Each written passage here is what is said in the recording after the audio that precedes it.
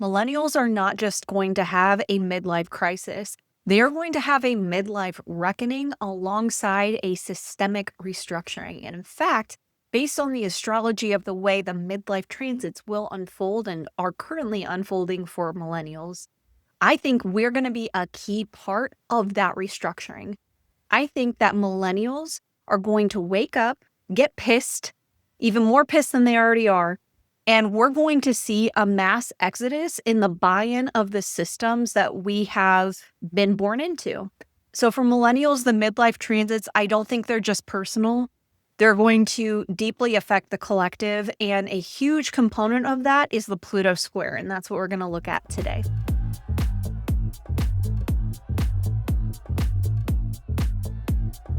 Hey everybody, welcome back. I'm Dana Solara. I'm an astrologer and spiritual coach.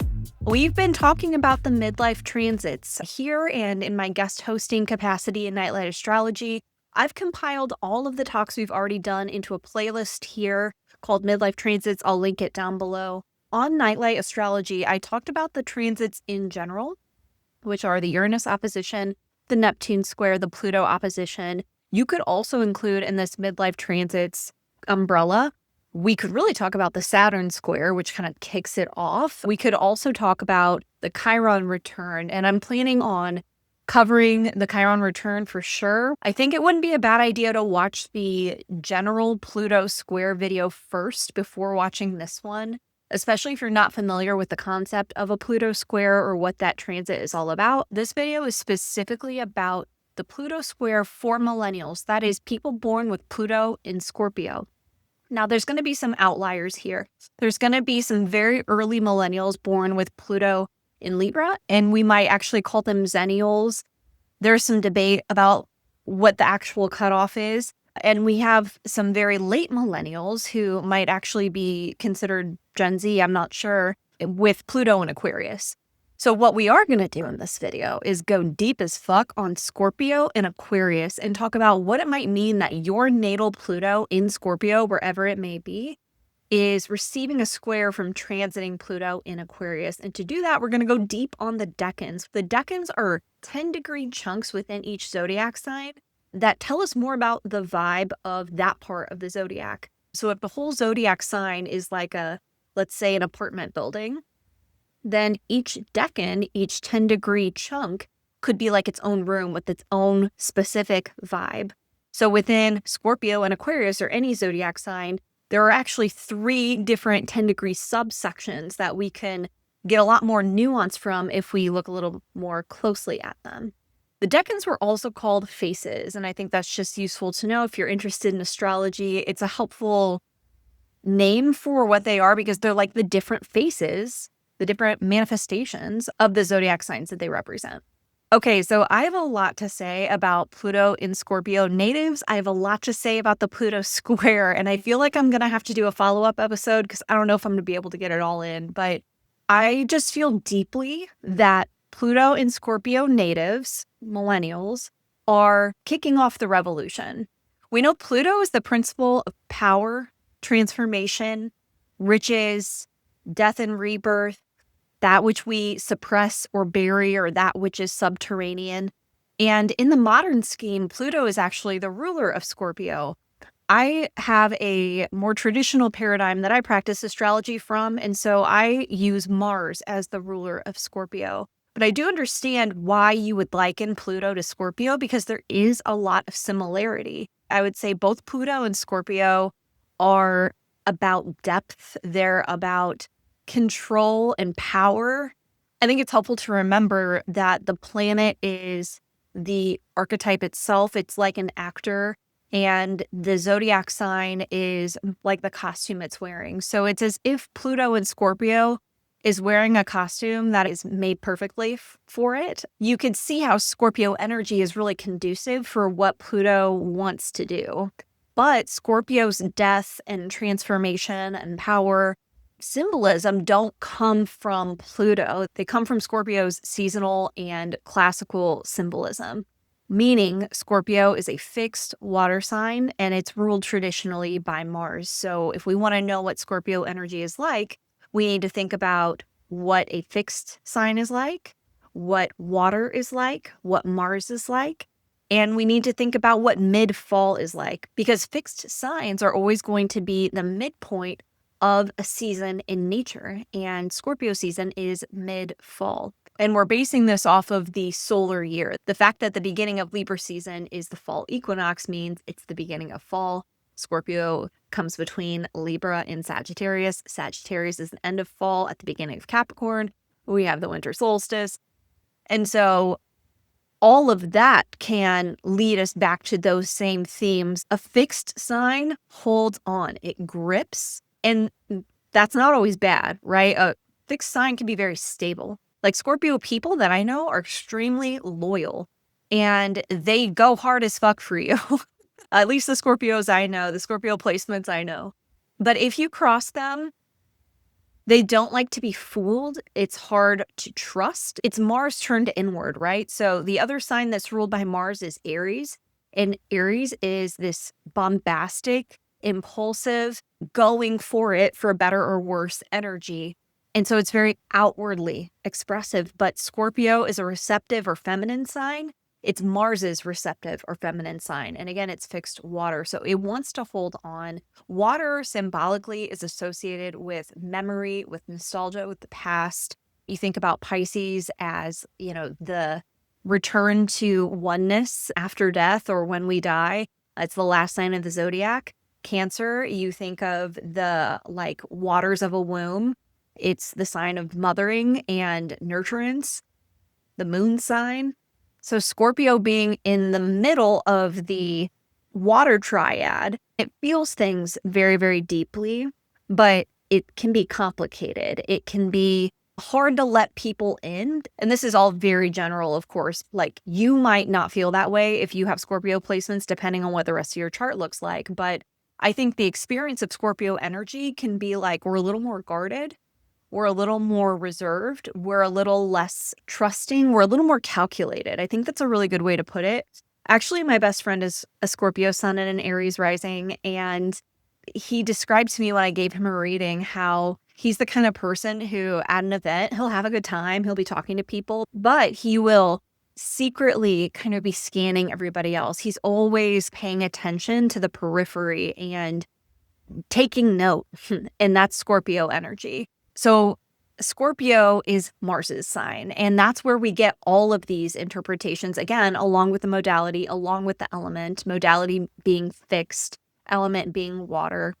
And Scorpio energy is not like charging into battle like Aries energy, the other Mars-ruled sign. It's, again, very patient, very strategic, receptive, hidden, and precise.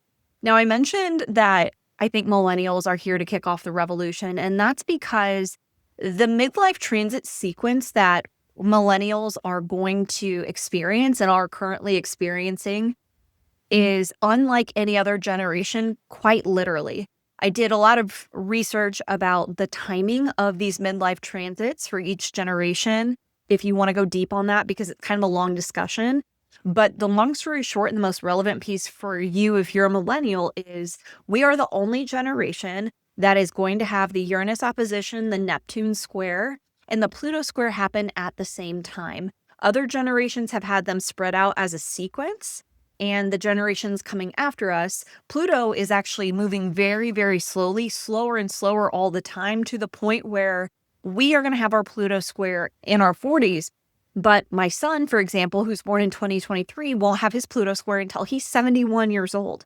So Pluto is just moving slower, and that's changing when the Pluto square is happening. But again, millennials, all three of these transits are happening at the same time in our 40s.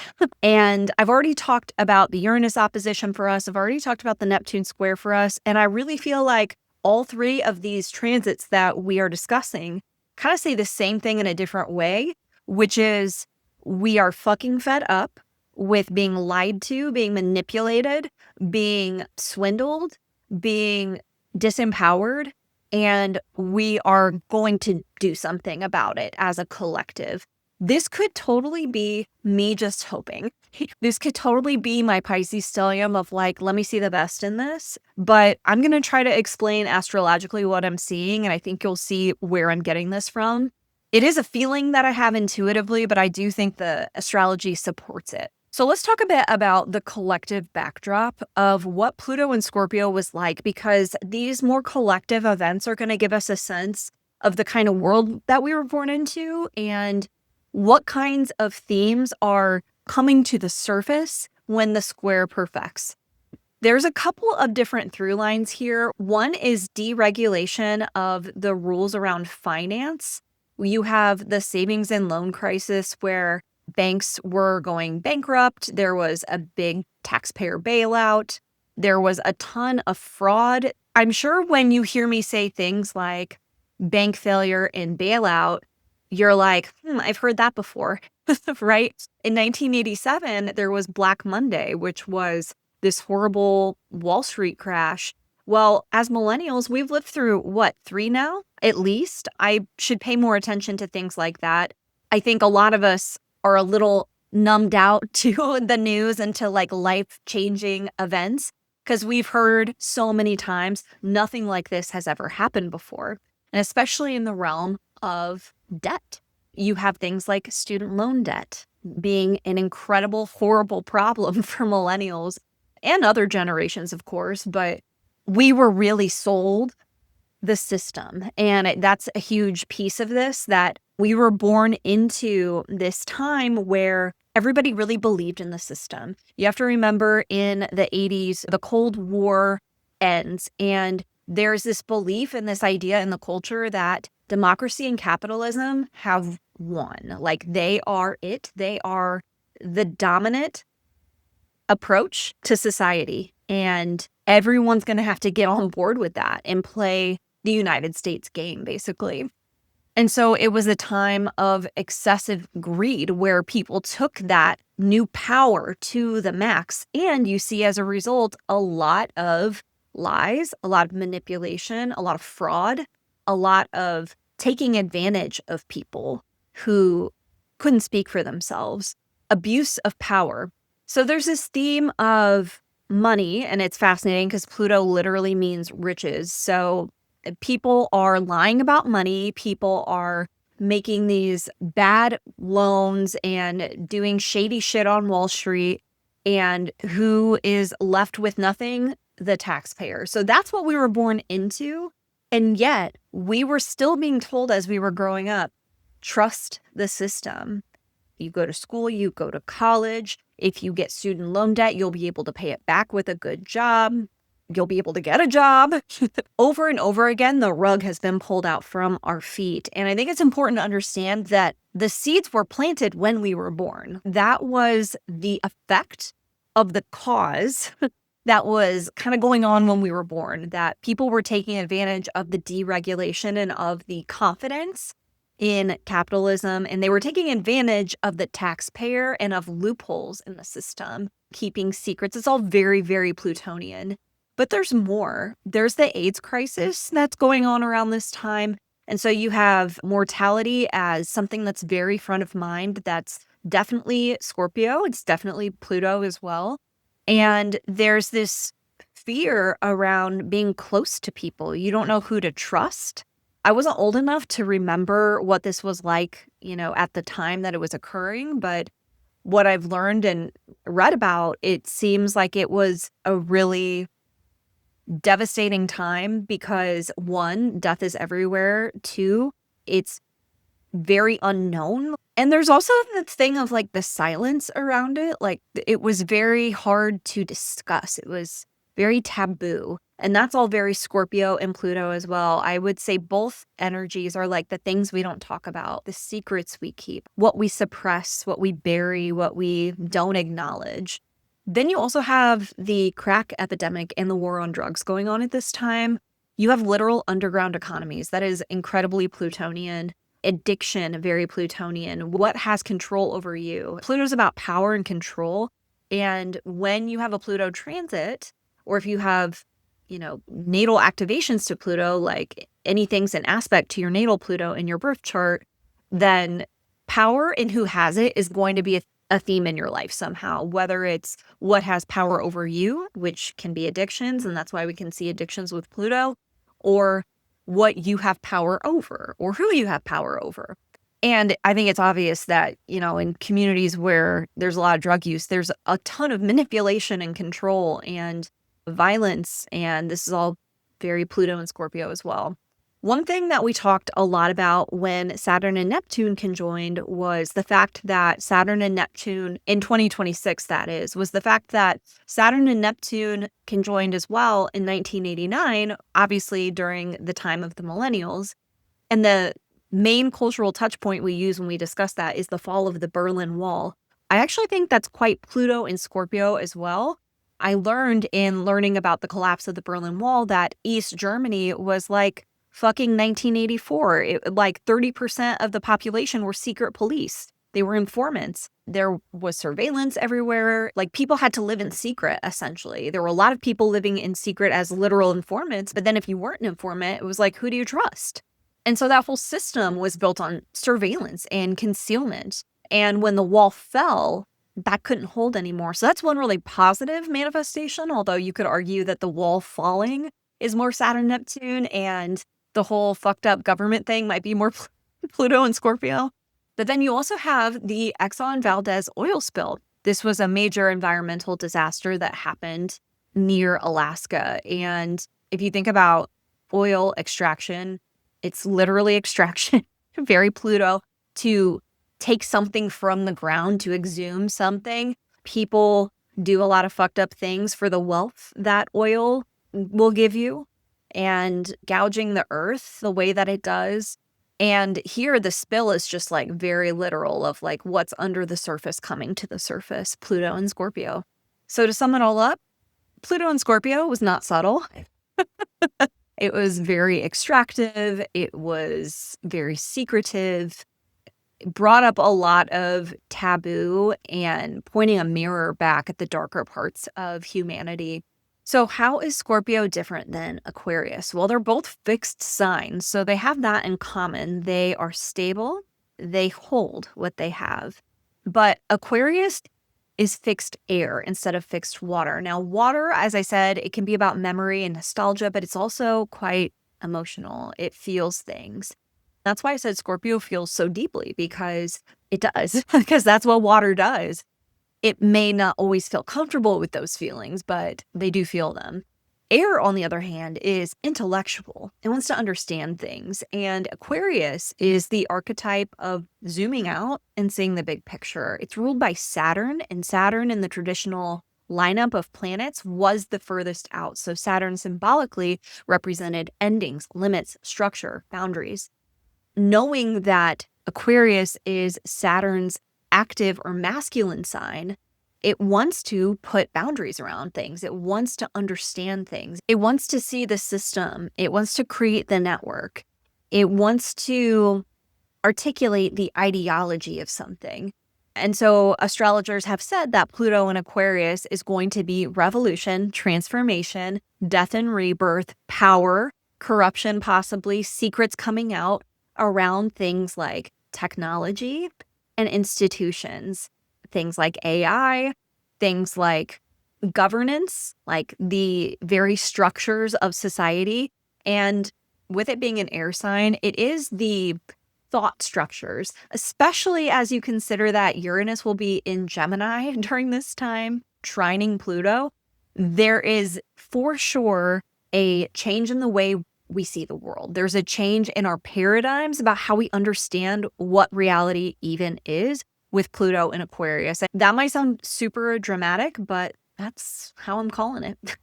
Now we're talking about an aspect, which is the relationship between two planets, and we're talking about natal Pluto and transiting Pluto. They are going to be in a 90-degree angle to each other called a square. A square is of the nature of Mars. It is aggressive. It is assertive. It wants to fight. It's not nice. And I think of squares as like the friction a plant needs to grow. It is a challenging and uncomfortable situation, but once you can decisively move through it, you can grow from it. So a square is going to create situations that are agitating, frustrating, confronting. They're challenging. I think it's important to remember that those challenges are for us. They are here to help us grow. If you look at the Pluto Square video, These people in the comments, all of them said, I wouldn't change it. I feel more free now. I feel like I can finally be who I am. And I think that is the ultimate goal of the Pluto Square. It is here to help you release and let go and alchemize something that's holding you back that you may not even be aware of. The thing about Pluto is it's subconscious, it's under the surface, and it comes out in ways you wouldn't expect because of that. If you can think about a time where you were suddenly really pissed about something and you kind of didn't understand why, I bet you had a Pluto transit going on. It's this force within us that is absolutely locked in on what we're doing, what we want, and getting what we want. And if we think about the fact that the square is happening between Scorpio and Aquarius, then we can see that the inner world is in a challenging dynamic with the system, that the emotions and the ideas, the feeling and the reality are at odds. And there's a need to acknowledge the truth, to have really clear eyes, and to be able to call it like it is and move on. Because if nothing else, what a Pluto transit will do, especially a Pluto square, is force you to let go of what's not for you anymore, whether you're ready for it or not. I think this Pluto transit is asking us millennials to go from the me to the we, because Scorpio is very self-centered, not in a bad way. It's focused on self-preservation, and that's because it's ruled by Mars, which is Mars's MO. Not just self-preservation, but me-focused.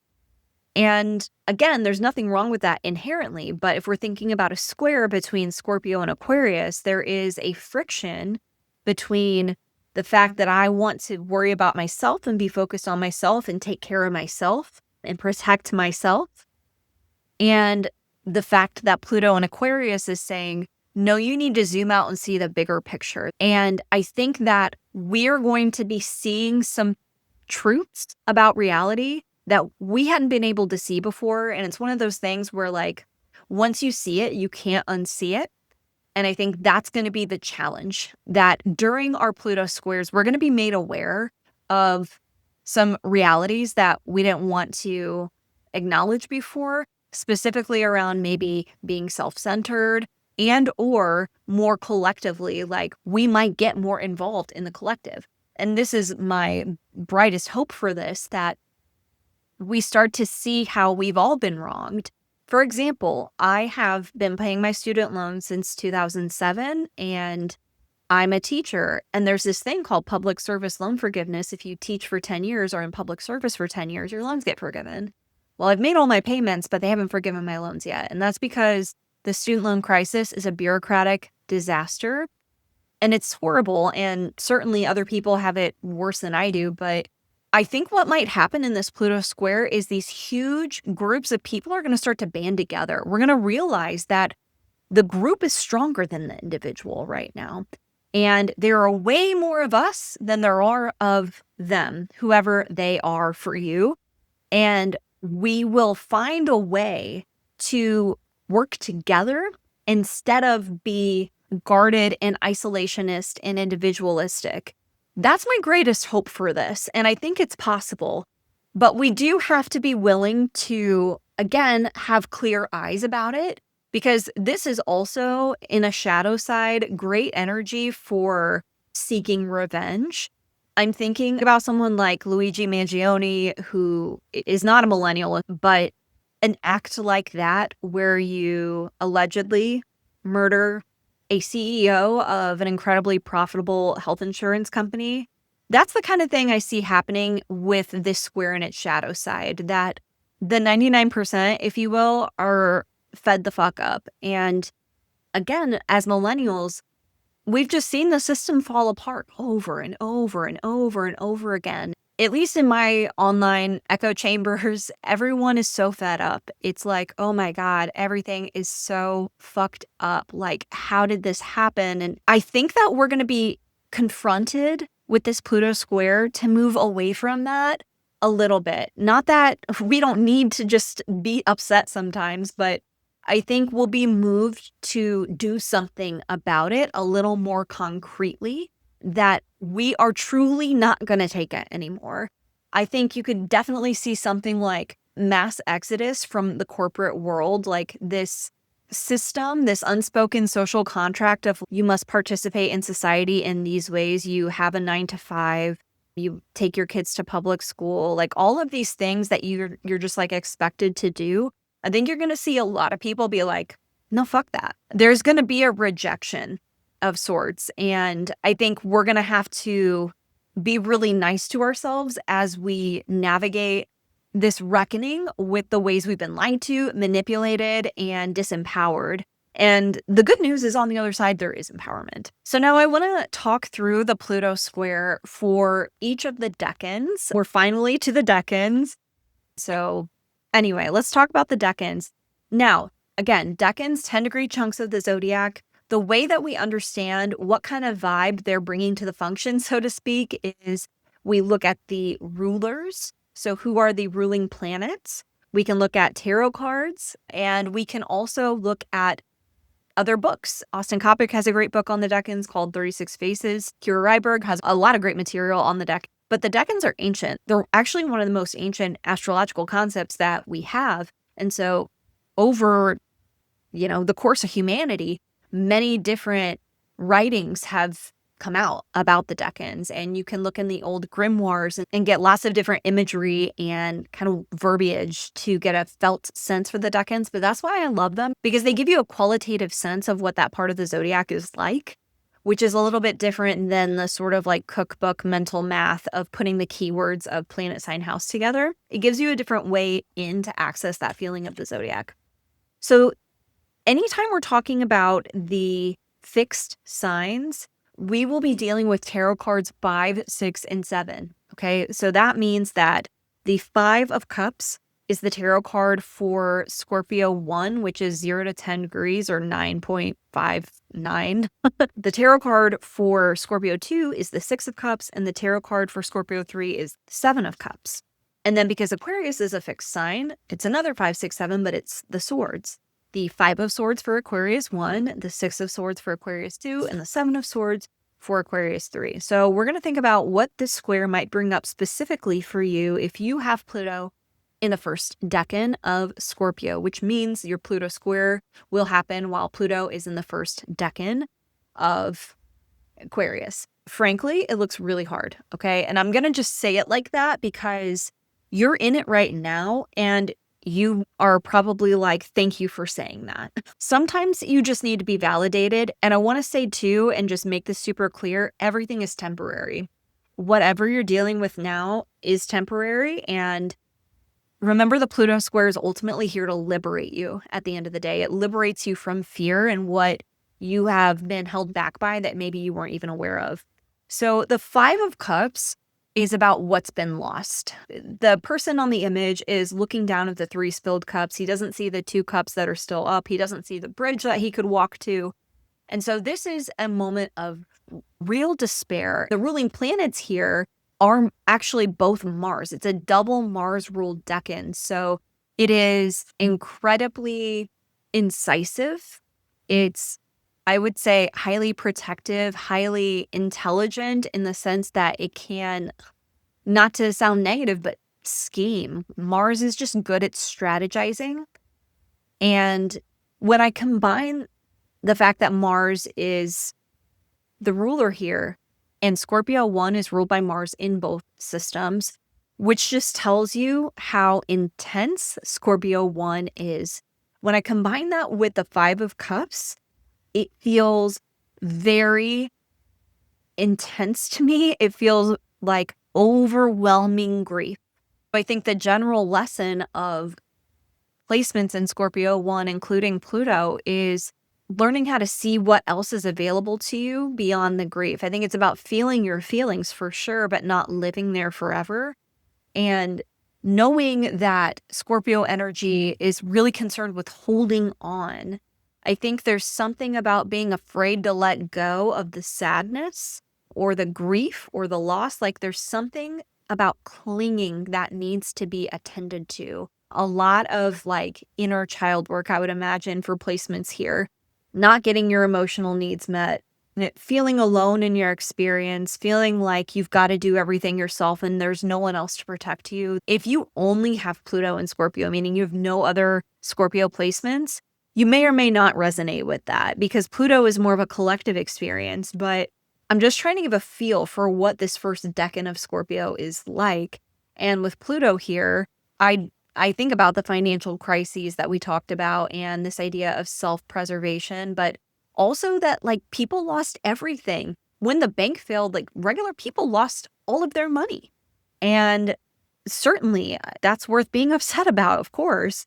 And so when that energy squares the Five of Swords, this Five of Swords card is like a card of smugness and vengeance and sadness all in one, because you have the guy in the forefront who appears to have just won a fight and the other two people walking away toward the water who are looking really dejected and sad. So the people walking toward the water, it feels like they're going to lick their wounds maybe, but remembering that water symbolically represents emotion, it feels like they're walking away from the intellectual and moving toward the emotional because the swords are of the element of air. The guy in the forefront looks very smug. He looks like, haha, I won. And he's watching them walk away with this self-satisfied expression. And the other two guys are walking toward the water. They put down their swords. And with the fives, it's always some kind of fight or combat situation. There's some kind of argument or exchange. And it does feel like needing to win at any cost because of how deep the emotion of Scorpio one is. It makes sense that something as intense as the Five of Swords would be like the energy we're moving through during the square. We're recognizing who the winners and who the losers are and what we are willing to do to be on the winning side. So we might find if we have Pluto and Scorpio one during the Pluto square that there is this intense drive to be on top and to find that power that you feel was taken from you, whatever that means to you. I know for me, I really liken Pluto and Scorpio to my student loan situation. And I think you could get a little more clear on what it might mean for you by thinking about the house that Pluto is in. But suffice it to say, I think your Pluto square for people in Scorpio one is about finding a way to reconnect with your power rather than holding on to the pain. So you're going to be letting go of some pain that you might have been holding on to for a long time, and you might have to confront someone. I'm thinking about the fact that in this image, we're presumably seeing the aftermath of some kind of confrontation. I wouldn't be surprised if people with Pluto and Scorpio one during their square confront people and say the thing that they've been wanting to say but never did, to call people out, to take back their power by using their voice. That's what I think for people with Pluto and Scorpio one. For people with Pluto and Scorpio two, this is if you have Pluto in Scorpio between 10 degrees or 19 degrees, 59 arc minutes, you're in Scorpio two. It's a much different vibe. The Six of Cups, this is a much more optimistic card than the cards we were just looking at. It is two children, it looks like, and one is giving the other flowers. People will often liken this card to nostalgia, warmth, friends, memories. And this to me feels like remembering a world before everything felt so insane, having to come to terms with the fact that we can't go back there. I see this all the time. People long for the past. And I don't think that's unique to our generation. It's just a fact of being alive. We wish we could go back and relive our best moments of our lives. But there's a more acute feeling to it now because of how tough the world has become, of how fast the pace has gotten, of how overworked and underpaid and undernourished and overstimulated and etc. we all are. We long for a past we can never go back to. And that's what takes me to the Six of Swords. The Six of Swords is the tarot card for Aquarius 2. And it's got a person, two people that I can see in this card. One's rowing like a boat of some kind, and someone else is sitting in it. And there are 6 swords in there, and they're going across water here. This to me says that people with Pluto and Scorpio too are going to have to walk away from something. They're going to have to consciously choose to leave something in the past. And here we are talking about the gripping of Scorpio yet again. Whereas Scorpio 1 natives are gripping onto something possibly kind of painful, Scorpio 2 natives are gripping onto an idealized past. And the Pluto square in Aquarius 2 is here to say, you've got to leave that behind now. Like, you can take the memories with you. To me, that's what the swords represent. The idea of what it was, you can keep with you, but you're not going back there. Like, we are fully going somewhere else now. And this is the group of Pluto and Scorpio people that I wouldn't be surprised to see opt out of corporate America or opt out of the way we do things in society. I read Cormac McCarthy's book, Child of God, which was a very fucked up book, but also very interesting in that the protagonist is this horrible, despicable person who chooses to live off grid. And there's something about that refusal to comply that I found really interesting. And I kind of think that's the feeling that people with Pluto in Scorpio 2, the middle decan, are going to be working through. You might have a strong desire to leave. You might also be forced to leave because Pluto forces our hand. It's not always our choice with Pluto, but there is some kind of going away and leaving something that we've really idealized that possibly was really nice and beautiful, and we have to leave it with love. And I think that's what we're up against. If you have Pluto in Scorpio 3, you've got a little bit before you're going to be feeling all this, but we're talking about the 7 of Cups and the 7 of Swords in a square with each other. So this is the culminating tension of too many possibilities, of a divided mind, and having to learn to trust yourself. The 7 of Cups is a card that often indicates fantasy, overwhelm, deceit, illusion, and this is a very different decan for Scorpio. It's ruled by Venus and the moon, so it's much more interested in relating and nurturance and feeling that connection with other people. So it's much more interested in connection and emotional nurturance than any other part of Scorpio. But it's as if it doesn't know where to give that energy. Like, there's too many options. We are still in Scorpio, and Scorpio is still about intensity and protection and holding on and strategy. That doesn't change just because we're in a decan ruled by Venus and the moon. But there's this like sidesteppy kind of way. If you've ever flirted with someone who has an important placement in Scorpio 3, it might have really frustrated you because they're not always so good at clear communication. It is a receptive sign, and it's sort of like, I'll wait till you come to me, even though I really, really want you to hug me. I'm never going to tell you that.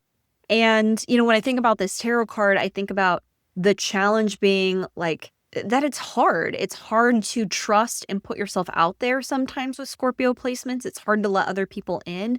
And there's this sort of overwhelm. There can be a lot of overthinking. And I know this is a water sign, but it's like your emotions can be so strong and so compelling that it can be hard to know what to do. You can come on too strong and that can burn you. There's an intense desire to connect, but there's also an intense desire for self-preservation. And then you have the 7 of Swords as the last decan of Aquarius. Interestingly, the last decan of Aquarius is also ruled by the moon and Venus. So I would say for both Scorpio and Aquarius, the last decan is much more other focused than the other decans we've talked about so far. Yet the 7 of Swords shows a man walking away from what's been described as like a battle scene or some kind of camp. And you could interpret this imagery to say he's sneaking away. And when I take these two together, thinking about the Pluto square, the 7 of Cups and the 7 of Swords, it feels like going from all the choices to making one, even though you might not be sure about it. Another way we could look at the Seven of Swords is it's a card of division. Division in the sense that there's this person who has left in probably secret. So there's a dividing of the group. But then knowing that the swords represent the intellect, it's also possibly a divided mind. So I'm getting the sense that the natal promise for people born with Pluto and Scorpio 3 is to have to navigate. How do I trust my desires? How do I not take it too far? How do I honor what I want and need while also honoring what other people want and need? How do I navigate all of that? That's like the natal promise. But the square is saying there's some choice that has to be made. And I do think that there's like a moment of truth, especially with the square happening in the third decan of Scorpio and Aquarius. There's something that comes to the surface that you didn't realize. Like when I think about the Seven of Cups, the square could be you seeing the cups for what they are. Like, for example, you thought drinking was really fun and like the best part of your day. And then all of a sudden something happens and you have to get really honest with yourself about the fact that it's taking you away from yourself. It's something like that. There's some way in which the ways we escape, the fantasies we like to fall into, or the ways that we're not necessarily being honest with ourselves or with other people comes to light. It gets pulled to the surface and we have to kind of make a choice and possibly do some damage control. Like that could be part of it, but there's something that we're walking away from. And I do think it's interesting that the 5, 6, and 7 of Swords all have people going away from something. So you see why I'm thinking millennials are kicking off the revolution. Like we are going through this square that is going to compel us to walk away in some way, shape, or form. And it may be much more personal for you, but the fact that this is happening to an entire generation as a collective, I just wouldn't be surprised, especially in the sign of Aquarius, if we all banded together. But Pluto and Scorpio 3, I think you're going to have an opportunity to get more honest with yourself, to kind of clear up the fog that maybe has been a big part of your life, depending on, what's aspecting Pluto in your birth chart. And if there's any kind of secret, if there's any kind of deception, that's going to come to the surface too. And I think it's important to know that this person in the 7 of Swords may not be you. If you have Pluto transiting Aquarius in your 5th house, this might be more about something maybe a child is going through or the children in your life. Will it affect you? Of course. But this can show up in so many ways. I think the main thing is we want to remember that Pluto is ultimately here to give us our power back, to help us alchemize fear into freedom, to see the things that have held us back for what they are so that we're no longer held captive by them. And that is the promise for any Pluto transit. That is definitely the promise for people with Pluto in Scorpio. Let me know what questions you guys have. If you have Pluto at the early degrees of Scorpio, let us know how it's gone for you so far. I would love to hear real life examples. Maybe we'll do a follow-up episode with some of those because this is going to be going on for a while. We'll do more episodes about this. But in the meantime, fellow millennials, I love you so much. Thank you for being here. I'll see you guys next time. Bye.